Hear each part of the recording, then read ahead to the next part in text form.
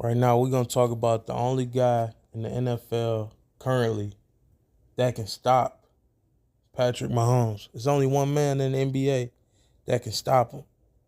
You know, we done seen the Josh Allens try. We done seen the Jalen Hurts try. We done seen the Tuas try. We done seen everybody under the sun try to stop him. And nobody can. And the crazy part about this whole situation, people, is none of the guys, the Joe Burrows, like, we done seen everybody, and none of these are bad. None of these guys are bad players. None of these guys are bad players. All of these guys are good quarterbacks. Literally. All of these guys are good quarterbacks. But the problem is none of them have what it takes. None of them has what it takes to beat Patrick Mahomes. They keep trying again and again. You know, they say the whole saying about insanity, trying the same thing over and over, expecting different results. That's the equivalent of insanity, according to the saying. And these guys, you know, they keep trying over and over, and they keep failing over and over. Literally, they keep failing over and over. But the thing is, this one guy, he played in the playoffs. And he almost lost. But the coach of the other team was a complete moron. And he won. But he's 1-1 in the regular season. And this guy is no other than Deshaun Watson. That's right. I know y'all hearing that name. It's making a lot of y'all stomachs turn. But strictly from a football standpoint, the only guy who has a chance, that stands a chance, is just Deshaun Watson, people. He's the only guy talented enough. And don't get me wrong, everybody else I named is talented, uber talented. But Deshaun Watson is the only one that has the intangibles, the it factor, the escapability, the throwing ability on the run, the darts downfield, the cannon of an arm. Deshaun Watson is the only man that can bring down Patrick Mahomes. Now, will it happen? That remains to be seen. But if we look at that Cleveland roster,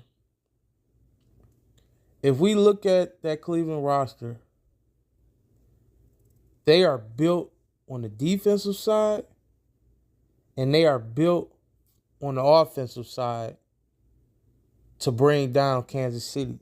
It's just all about, do they make it that far?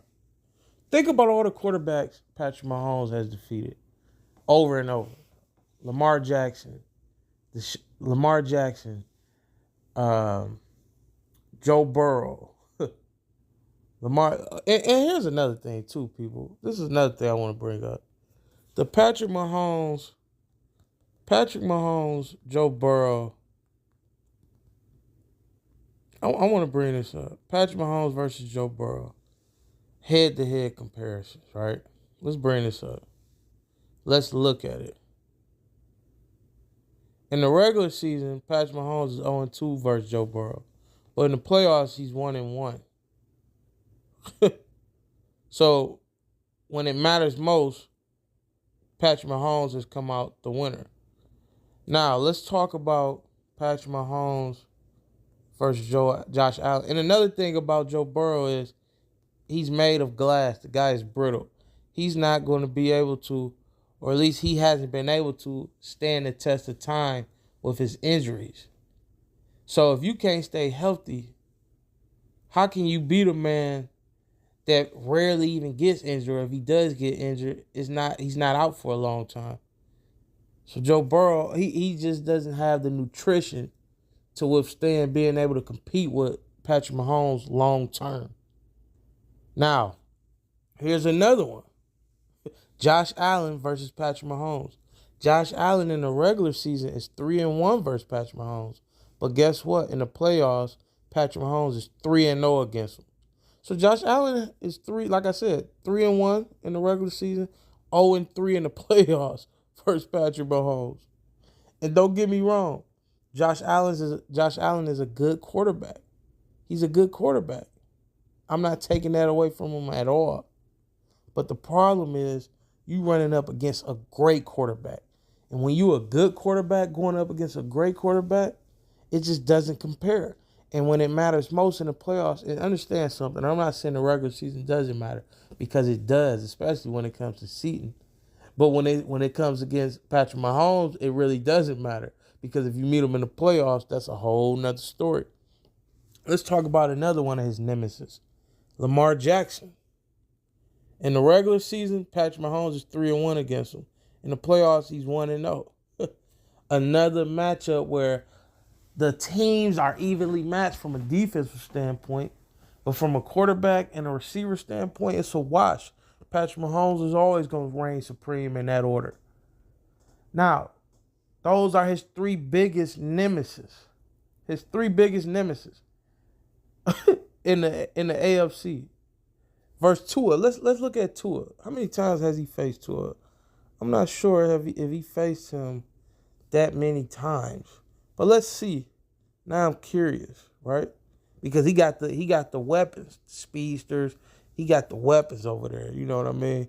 So a lot of people be worried about Kansas City because Miami got the weapons. But in the regular season, Patrick Mahomes 2-0 versus him.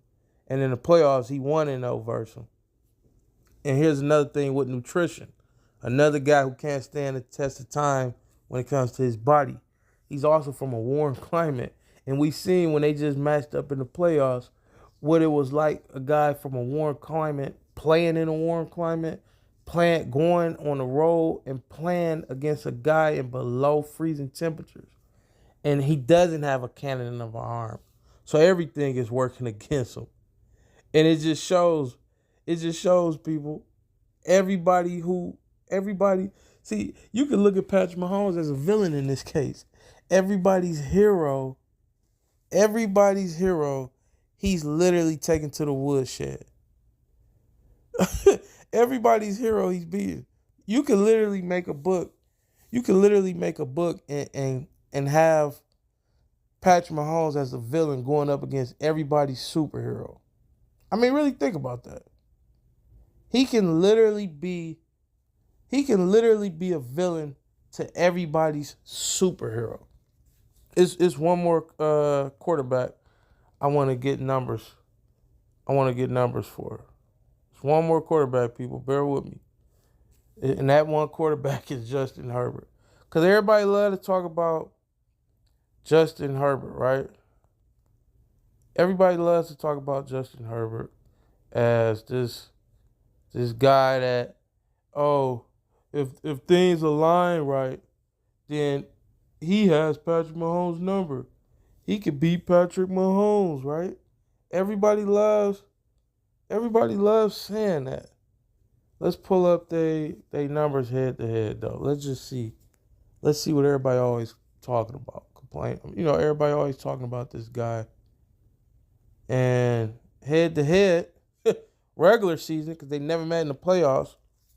But head to head in the regular season, Patrick Mahomes is 5-1 versus Justin Herbert. Patrick Mahomes is 5-1 versus Justin Herbert, people. 5-1. There is no comparison. There is none. There absolutely is none. And the sooner people realize it, the better. So now let's get back to my original point. The original person that I said was only capable, because there's nobody in the NFC. Nobody in the NFC can bring down Patrick Mahomes. You can't rely on Jalen Hurts. You can't rely on Dak Prescott. You can't rely on Jared Goff. You can't rely on Geno Smith. You can't rely on Matthew Stafford. You can't rely on Kyler Murray.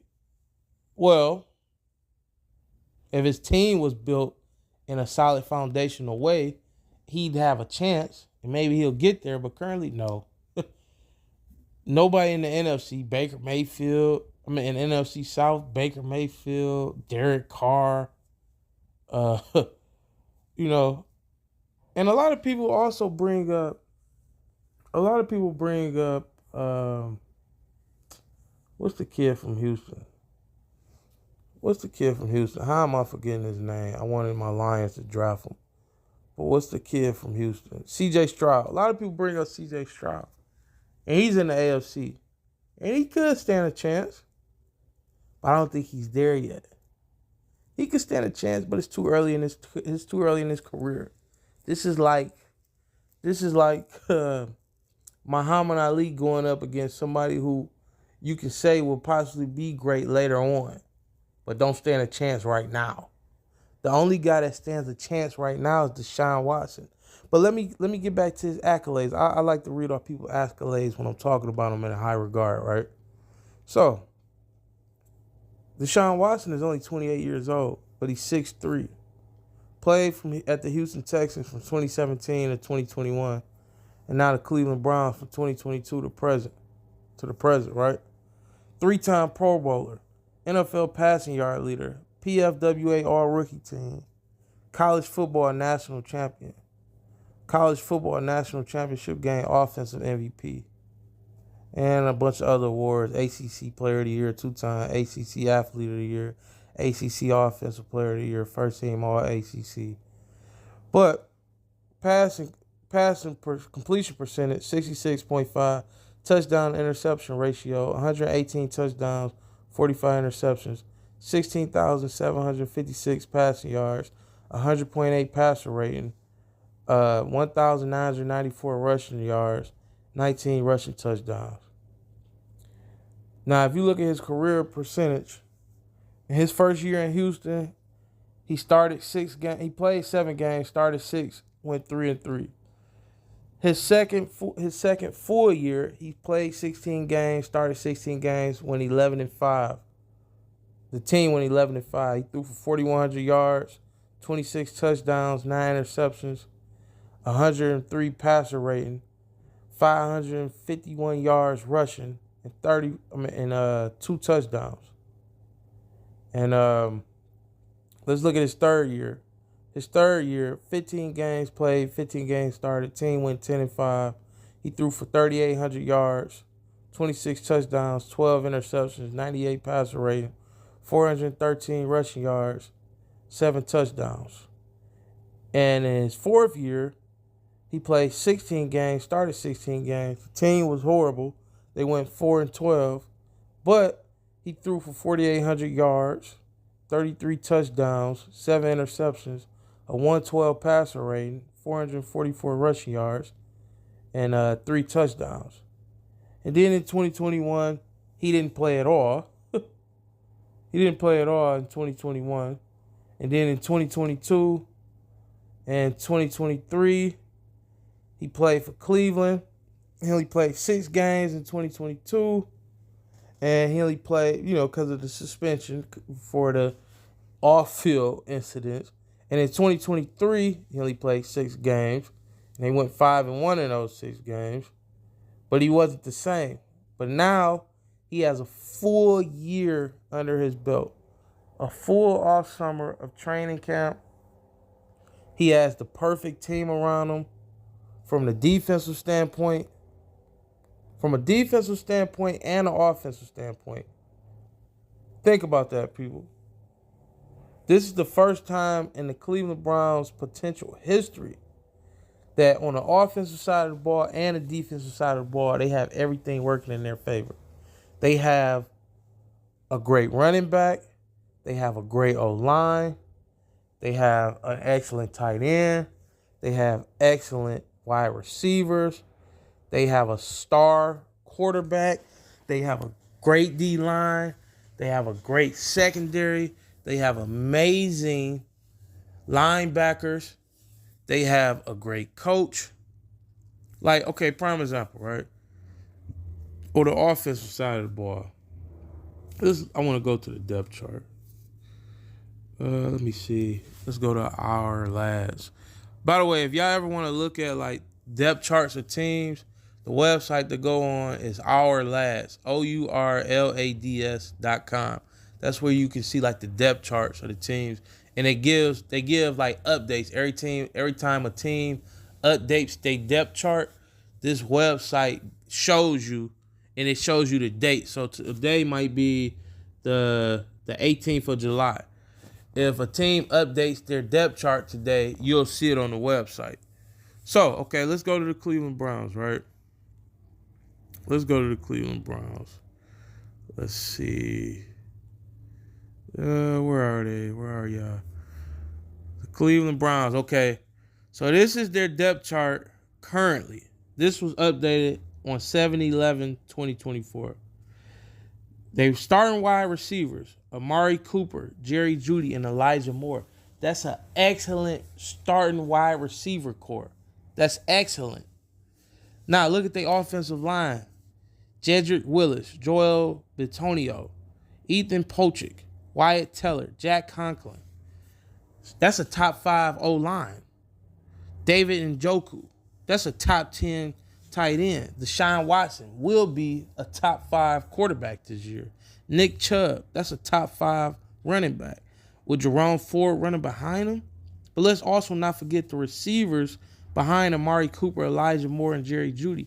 They have Cedric Tillman. This will be his second year in the offense. Coming out of Tennessee, was touted as one of the best receivers in that draft. They still have David Bell, who's a serviceable wide receiver, and the rookie Jamari Thrash, who's probably going to be a problem. But also, let's look at the defense.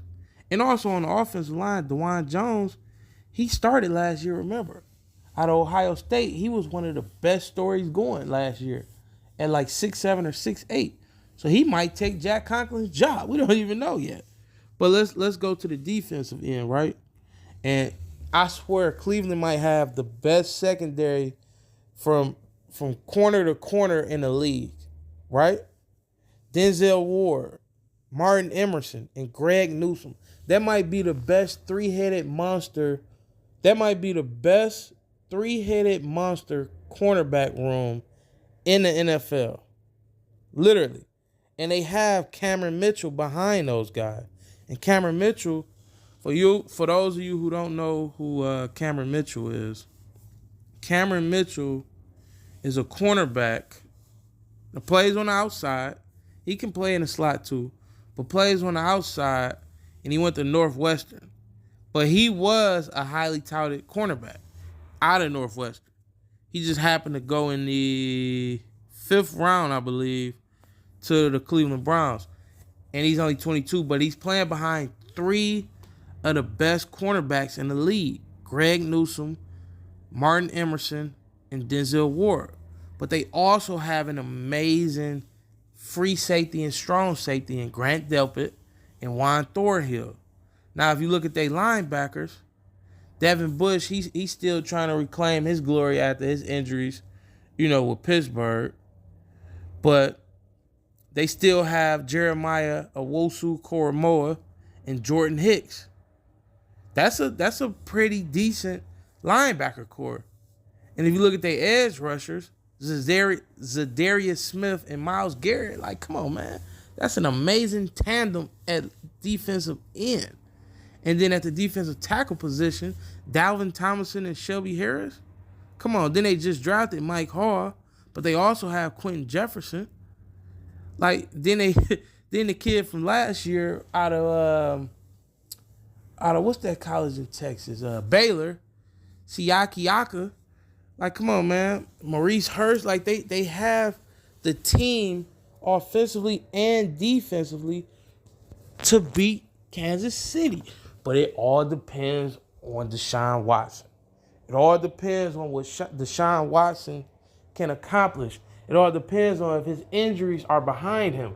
It all depends on if he can stay out of trouble. It all depends on Deshaun Watson's play on the field. If Deshaun Watson can recapture his glory from his days with the Houston Texans before he requested the trade, before the off-field issues, if he can recapture that glory, then I see him as the only man in the NFL that stands in the way of Patrick Mahomes three-peating. But if Deshaun Watson ain't the same man that he was, if Deshaun Watson is washed, then it's over. Kansas City three-peats. Or Patrick Mahomes goes on to get to the Super Bowl.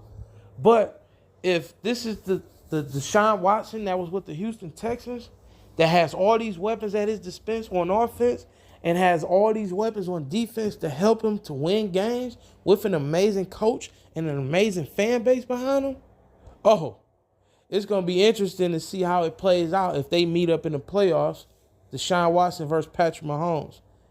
But if Deshaun Watson can't get to what he was, he can't get back to that glory, Patrick Mahomes is going to continue to reign supreme, people.